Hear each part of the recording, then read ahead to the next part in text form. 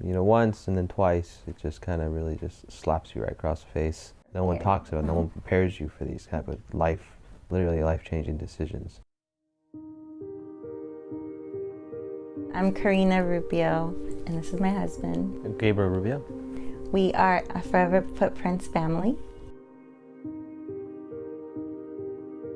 We found out we were pregnant with Karisma, that's her name. 2 weeks after our wedding, we found out. We were not expecting, we were not trying. Like I said, we were just going to school. We had just graduated from college, we got married. That was not the plan, but we were just happy. Everything was fine, everything was normal. My pregnancy, I had no morning sickness ever. I had no discomfort, nothing, everything was normal and perfect.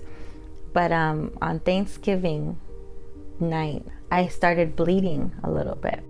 The first thing the doctor said was, "I'm so sorry." And I'm just like, "Wait, what do you mean I'm so sorry? I feel my baby moving." And he's like, "Your bag is coming out." They decided to still try to prevent me from delivering, to keep the baby in as long as possible for her. So I was in there for a week almost. I was so happy because we made it to 24 weeks. They gave me the steroid shots. The NICU down there was ready just for us, just in case. The baby was moving all the time, so I was fine. But that Friday night, I started to feel feverish, and I kind of told my husband, I'm like, "I don't feel well, like I'm feverish." A nurse, I told her, she took my temperature, but I didn't have a fever. Now that I think about it, it was because I had just drank water. So she obviously didn't pick up the fever. But during the next day, I went to sleep. The next day, they came and checked me like normal. They could not find her heartbeat anymore. They noticed I did have a fever. So they were like freaking out, and doctors come in with like the ultrasound and cannot find a heartbeat. I delivered her naturally. They told me that the reason it was because of an infection. I wanted answers. I wanted to know, well, why? Why is my cervix opening when it's not supposed to? And they told me that they believe that I had a condition called incompetent cervix. Pretty much you don't know you have it until you're pregnant. They found this procedure. It's essentially a permanent cerclage that you could put in before pregnancy or after, or during like the first stage of pregnancy, that just pretty much holds your uterus or your cervix closed enough for you to have like your normal period and to get pregnant naturally and all that. But my insurance would not cover it. My insurance said that they would cover it only if I had multiple losses or a failed transvaginal cerclage. We raised money. Our family and friends helped us. We found a doctor that was able to give us a cash price.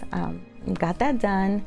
And after that, I was like, okay, let's try. We want to try to have a baby now, because even though we weren't trying before, now we were really excited. We really want to have our baby and give Karisma a baby brother or sister. And we tried. We started seeing an acupuncturist. We started seeing a fertility doctor for about a year. After that, we did fertility treatments. We just decided to stop trying. We were like, no, it's so stressful, it's very expensive. Like, let's just live our lives and let's see what happens. We stopped with medications and then went on our trip. And then we came back and found out on my birthday that I was pregnant again. I was just like, oh my God, finally, because I had really given up. I was like, it's up to you. If you want me to have a baby, then if not, then maybe I just can't get pregnant. We were happy, we were ecstatic, but in our ultrasound, the doctor told us that there was something wrong, that he didn't believe our baby was going to be viable more than a month or two. It was supposed to be our anniversary. We were supposed to be happy announcing our pregnancy, and it just turned into decision after decision. I could see that she was not moving a lot anymore. Her heartbeat was slowing down. So we knew it was a matter of time. The only issue was I had the cerclage, so I couldn't afford to wait longer than 2-3 weeks more, because then they would have to do more riskier procedures on me. It would risk future pregnancies. It would even risk the baby. They didn't know what type of condition she actually had. They just knew that she was not going to be viable. that's when they noticed his heartbeat was going slower, and then they inserted potassium to make it stop the heart. And then that was, I think, the worst part ever, because we could hear them tell us, 160, 130, 80, and then like finally, okay, boom, there's no heartbeat. So it's just like, it was horrible. After we lost our first child, I contacted one of the Forever Footprints support groups, and they were able to take us that same weekend. So it was just amazing how it was so fast. Everything was so fast, like so many people supporting us, so many people helping us. And then when we finally found out we were pregnant again, we were so happy. They were so welcoming, they were supporting of that too. During our second loss, we were kind of grieving differently.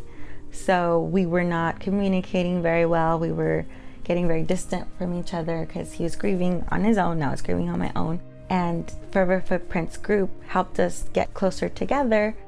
This organization has helped open up and express, especially for the husbands or the men on the side. It has a place where you're not alone. There's just a lot of other people who, gone through the same situation or even worse situations, and everyone's there they're open to discuss it. They are a safe place where you're not judged. It makes and breaks people, makes you stronger.